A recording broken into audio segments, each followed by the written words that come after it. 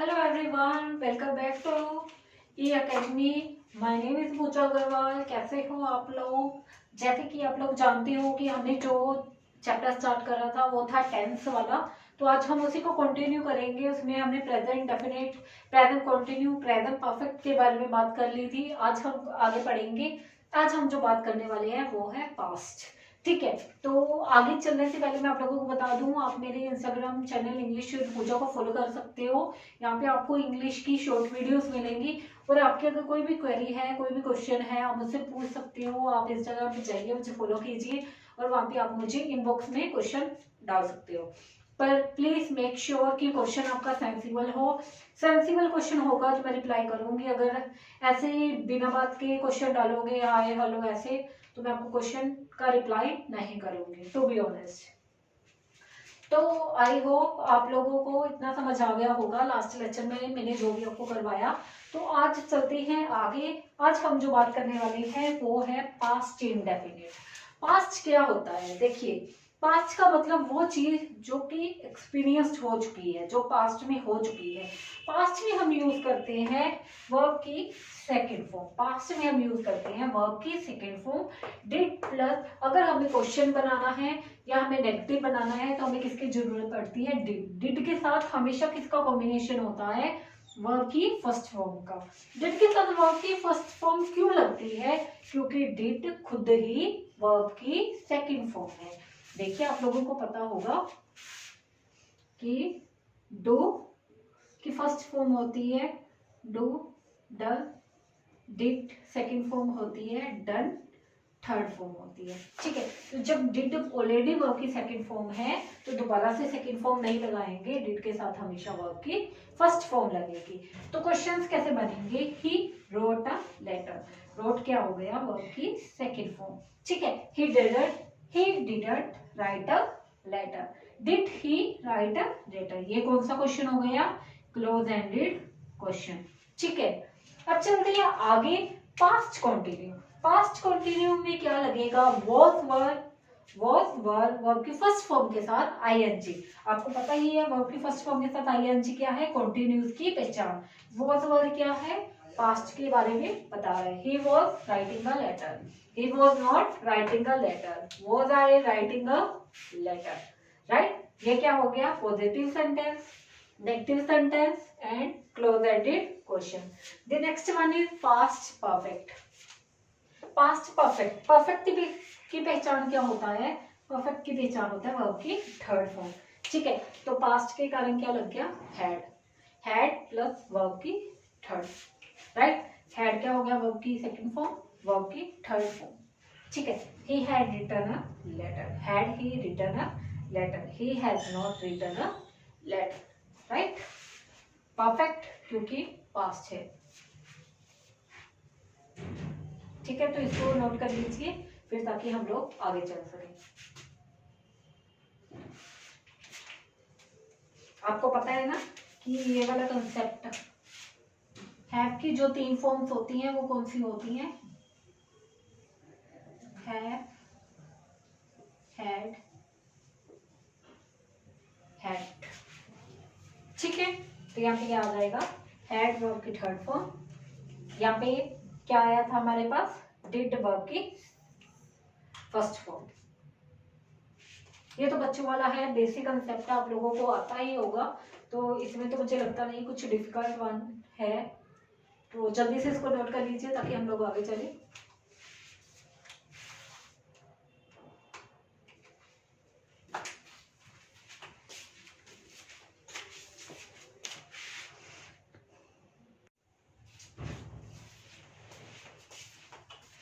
हाँ जी बच्चों, चलिए आगे देखते हैं फ्यूचर के बारे में।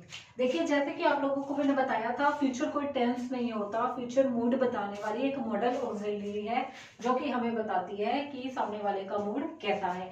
तो मॉडल ऑक्सिलरी में हमने विल एंड शैल के बारे में पढ़ा था। अगर आप लोगों ने नहीं पढ़ा है तो मैं आपसे रिक्वेस्ट करूंगी, प्लीज जाइए जाके मॉडल ऑक्सिलरी वाला चैप्टर देखिए, वहां पे मैंने इसके बारे में आपको पढ़ाया है। ठीक है, तो सबसे पहले बात करते हैं फ्यूचर इनडेफिनिट की। फ्यूचर इनडेफिनिट में हम किसका यूज करते हैं? विल शैल वर्ब की first form. I will help you, we will qualify the exam. Right, फिर हम बात करेंगे फ्यूचर कंटिन्यू की। फ्यूचर कंटिन्यू में क्या यूज करेंगे, विल शैल बी वर्ब की फर्स्ट फॉर्म के साथ आईएनजी। विल शैल फ्यूचर के लिए, बी प्लस वर्ब की फर्स्ट फॉर्म के साथ ING. He will be writing a letter, he will not be writing a letter, will he be writing a letter. एक चीज याद रखना, यहाँ पे जो बी है वो क्या है, एक पार्टिकल है, और पार्टिकल बी क्या है, पार्टिकल, और पार्टिकल ने हमेशा वर्ब की फर्स्ट फॉर्म के साथ आईएनजी के साथ आना है।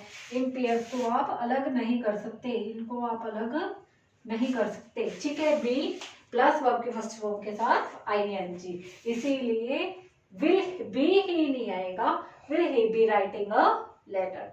Next is future perfect. Future perfect में हम लोग क्या पढ़ते हैं, परफेक्ट है तो वर्ब की फर्स्ट थर्ड फॉर्म आएगी। विल शैल फ्यूचर के लिए, विल शैल हैव वर्ब की थर्ड फॉर्म। यहाँ पे जो हैव है उसको भी क्या बोलते हैं, पार्टिकल।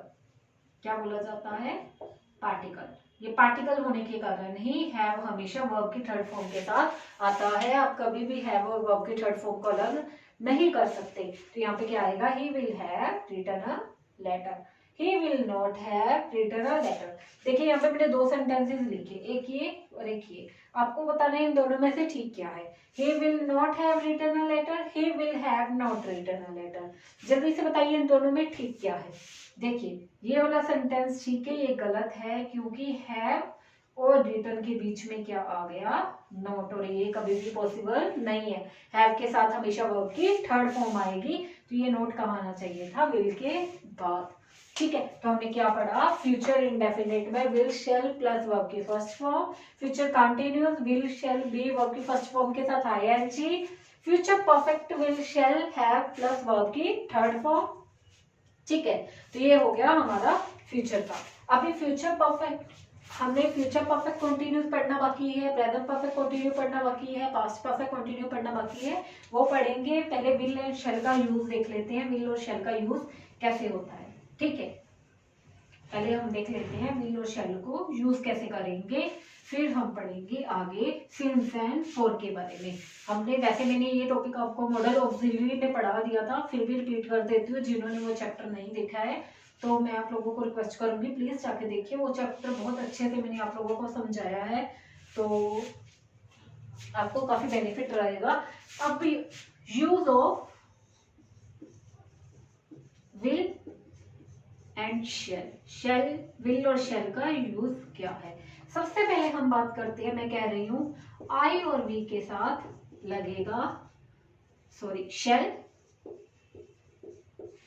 और अदर सब्जेक्ट, जितने भी अदर सब्जेक्ट्स हैं उनके साथ लगेगा विल। अदर सब्जेक्ट से मेरा क्या मतलब है, अदर सब्जेक्ट से मेरा क्या मतलब है, मतलब हो गया ही, शी, इट, दे, कोई भी दुनिया का कोई भी सब्जेक्ट आई और वी को छोड़ के उन सब के साथ क्या लगेगा, विल।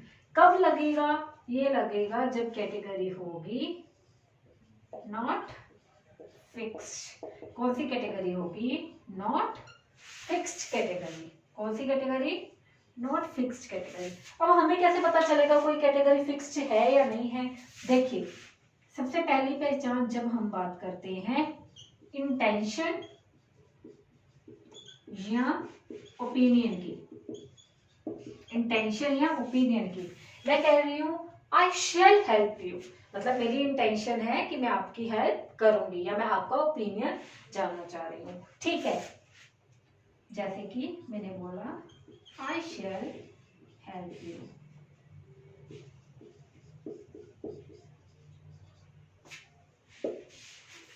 ठीक है। सेकंड कैटेगरी क्या आएगी, जब हम बात करते हैं फ्यूचर टेंस की, फ्यूचर टेंस की बात करते हैं तब भी हम किसका यूज करते हैं, आई विल के साथ शैल का। जैसे कि मैं लिखूं he will come tomorrow, he will come tomorrow, right. तो इसमें भी मैंने बात किसकी की है, फ्यूचर की। ये नॉट फिक्स्ड, किसी का ओपिनियन किसी की इंटेंशन कभी फिक्स्ड नहीं हो सकती, कोई भी फ्यूचर टेंस कभी भी फिक्स्ड नहीं हो सकता। जब भी नॉट फिक्स्ड कैटेगरी की बात करते हैं तो आई वी के साथ लगता है शैल, अदर सब्जेक्ट के साथ लगता है विल, राइट। अब बात करते हैं फिक्स्ड कैटेगरी की। अब हम बात करेंगे फिक्स्ड कैटेगरी की, ठीक है। अब फिक्स्ड कैटेगरी में क्या होगा, आई और बी के साथ लगेगा विल और अदर सब्जेक्ट्स के साथ लगेगा शैल।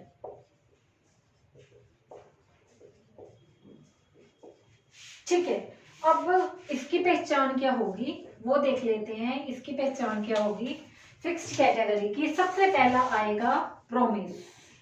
जब हम किसी को प्रोमिस करते हैं, जैसे कि मैंने बोला आई विल हेल्प यू। देखो एक कीवर्ड से किसी का इंटेंशन पता चल जाता है। एक इंसान कह रहा I shall help you, that means वो कोई प्रॉमिस नहीं कर रहा, वो इसकी एक इंटेंशन है, वो इसका एक ओपिनियन है। अगर मैं कह रही हूँ आई will help you, that means मैं आप लोगों को प्रॉमिस कर रही हूँ, ठीक है। सेकंड आ जाता है इसमें थ्रेट। जब आप किसी को धमकी देने की बात करते हो, जैसे कि आई विल सी यू, हम कहते हैं ना बाहर आ जाइयो देख लूंगा तेरे को, ठीक है। तो उसके लिए क्या यूज होगा आई विल सी यू। जैसे कि दी अथॉरिटीज विल या शैल पनिश दी रॉन्ग डूअर्स, ठीक है। अब इसमें हमें देखना है कि विल आएगा या शैल आएगा। दी अथॉरिटीज क्या है, अदर सब्जेक्ट है, अदर सब्जेक्ट के साथ क्या आता है हमेशा शैल, क्योंकि फिक्स्ड कैटेगरी है। यहाँ पे एक थ्रेट दिया जा रहा है, धमकी दी जा रही है कि अगर कोई अथॉरिटीज कह रही है अगर कोई गलत करेगा, रॉन्ग डूअर्स अगर कोई गलत काम करेगा उनको पनिशमेंट दी जाएगी, ठीक है। थर्ड आएगा जब हम बात करते हैं डिटर्मिनेशन की।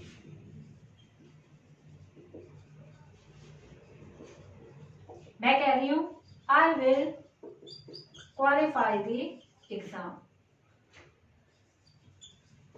आई विल क्वालिफाई द एग्जाम, या आप लोग को we will qualify the exam, ठीक है। तो ये क्या हो गया डिटर्मिनेशन। जब डिटर्मिनेशन की बात है तो फिक्स्ड कैटेगरी है, आई विल के साथ क्या लगेगा विल लगेगा, राइट।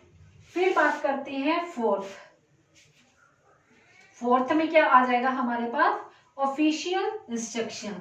क्या आएगा ऑफिशियल इंस्ट्रक्शन। ऑफिशियल इंस्ट्रक्शन क्या हो जाएंगी,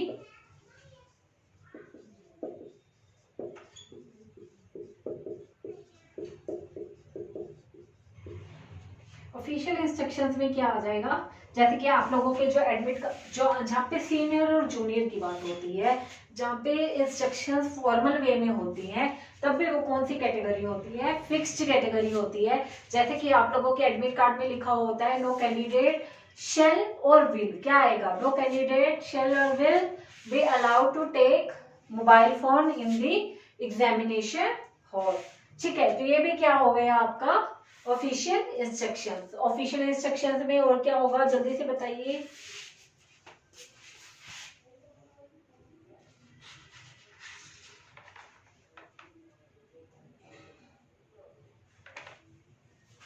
हाँ जी जल्दी से बताइए आगे।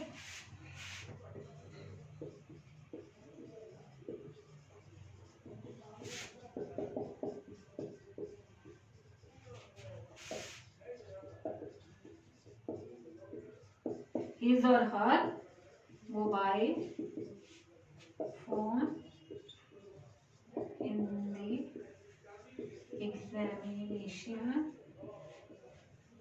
hall, ठीक है।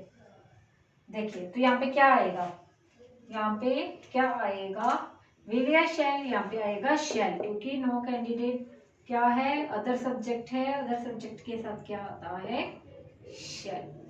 No candidate shall bring his her mobile phone in the examination hall.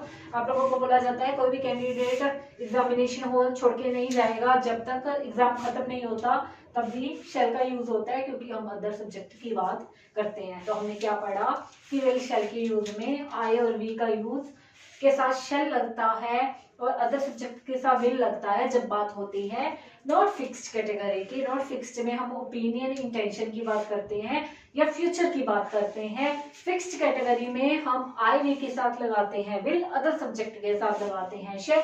ये कब होता है? जब बात करते हैं प्रॉमिस की, थ्रेट की, डिटर्मिनेशन की या ऑफिशियल इंस्ट्रक्शंस की। ठीक है, तो आई होप आप लोगों को इतनी चीज समझ आ गई होगी। तो चलिए आगे देखते हैं। अब हम करेंगे कि present perfect continue, future perfect continue, past perfect continue. ठीक है, अब आप लोग ये मत सोचना कि मैम के पास शायद डस्टर नहीं है इसलिए मैम रुमाल से साफ कर रहे हैं। एक्चुअली रुमाल से जल्दी साफ हो जाता है और डस्टर से टाइम लगता है, तो इसीलिए। चलिए, सबसे पहले है present perfect continuous. Present perfect continuous में क्या यूज होगा? देखिए, प्रेजेंट परफेक्ट कंटिन्यूस में यूज होगा has, have plus been plus verb की फर्स्ट फॉर्म के साथ आईएनजी प्लस सिंस या फॉर, उसके साथ लगेगा टाइम वर्ड या टाइम एक्शन। अब ये क्या होता है टाइम एक्शन, टाइम वर्ड? ये थोड़ी देर में बात करेंगे जब हम बात करेंगे सिंस और फॉर की। ठीक है, जैसे कि मैंने लिखा